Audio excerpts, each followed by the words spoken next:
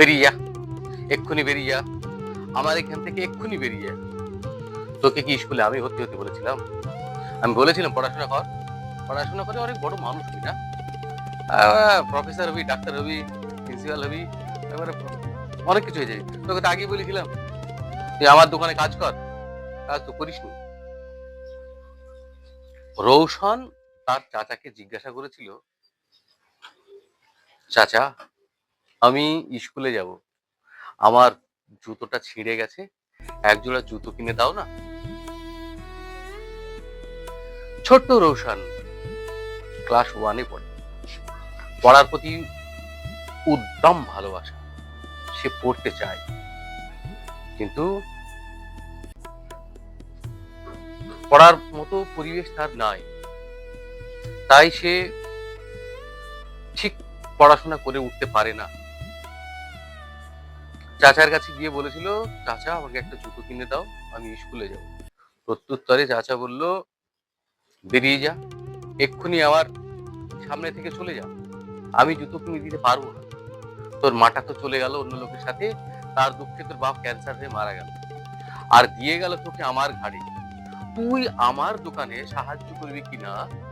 স্কুলে যাবি, স্কুলে গিয়ে কি হবি? ডাক্তার, প্রফেসর, মাস্টার, উকিল, হাকিম। আমার দোকানে কাজ কর, পয়সা নে, মানুষ হয়, স্কুলে যেতে হবে না। খুব কষ্টের সাথে রোশন ওখান থেকে চলে গেল। যাওয়ার পরে বন্ধুরা তাকে স্কুলে যাওয়ার জন্য ডাকতে এসেছে, দেখে রোশন চটি জোড়া দুটো সেলাই করছে। তো তার বন্ধুরা এলো, বন্ধুরা আসার পরে বললো যে চল স্কুলে যাবি, বলে চল তোরা, আমি আসছি। বন্ধুরা স্কুলে চলে গেল। মাস্টারমশাই জিজ্ঞেস করলো, রৌশন এখনো আসেনি কেন? সে সব থেকে ভালো ছাত্র। তো বন্ধুরা বললো ওর আসতে একটু দেরি হবে, আসছে। আসতে আসতে রাস্তাতে আরেকটা বন্ধুর সঙ্গে দেখা হলো।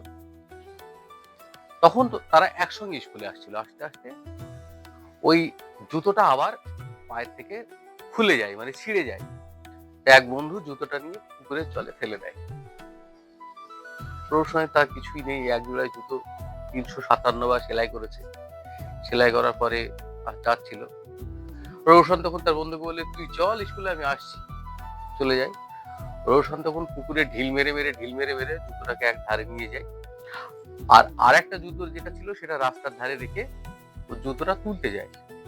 তারপরে কিছু একটা দিয়ে, পাটকাঠি বা কিছু একটা দিয়ে টেনে জুতোটাকে নিজের কাছে নিয়ে আসে। ততক্ষণে যে জুতোটা ও রাস্তার ধারে রেখে গিয়েছিল, এক ভাঙড়িওয়ালা, মানে যে ভাঙা চোরা রাস্তায় রাস্তায় পাড়ায় পাড়ায় কিনে বেড়ায়, সে আবার জুতোটা নিয়ে চলে যায়। রৌশন এসে দেখে তার ওই জুতোটা নেই। তখন সে মনের দুঃখে যে জুতোটা পুকুর থেকে তুলে নিয়ে আসলো সেটাও ফেলে দেয়। তারপরে খালি পায়ে স্কুলে যায়। স্কুলে যাওয়ার পরে মাস্টারমশাই খুব ভালোবাসেন। মাস্টারমশাই বললো, রৌশন তোমার জুতো নয় কেন? বললো, স্যার আমি জুতো কিনে নেব, আমার জুতো আপাতত ছিঁড়ে গেছে। মাস্টারমশাই বুঝলো সত্যি করুণ অবস্থা, একে একটা জুতো দান করতে হবে। সে তার বন্ধুদেরকে দিয়ে রৌশনের কাছে এক জোড়া জুতো কিনে পাঠিয়ে দিল।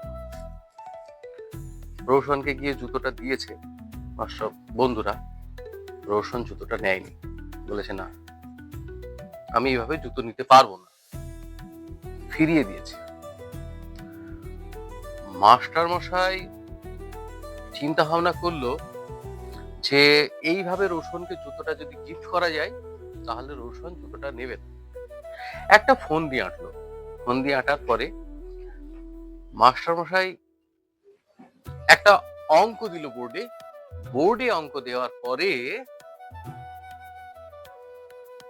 সকলকে বলে, এই অঙ্কটা যে সঠিক করতে পারবে তাকে আমি এই জুতো জোড়া উপহার স্বরূপ দিয়ে দেবো। তো সবাই অঙ্ক করে মাস্টারের টেবিলে জমা দিল খাতা। তো মাস্টার মশাই দেখলো সবার অঙ্ক ঠিক হয়েছে। তো তখন জুতো তো দেওয়া গেল না। তখন মাস্টার মশাই ভাবলেন যে তোমরা সবাই একটা ছোট্ট কাগজে নিজের নাম লিখবে। নিজের নাম লিখে আমার কাছে একটা পাত্র দিয়েছে, সেই পাত্রতে তোমরা জমা দিয়ে যাবে।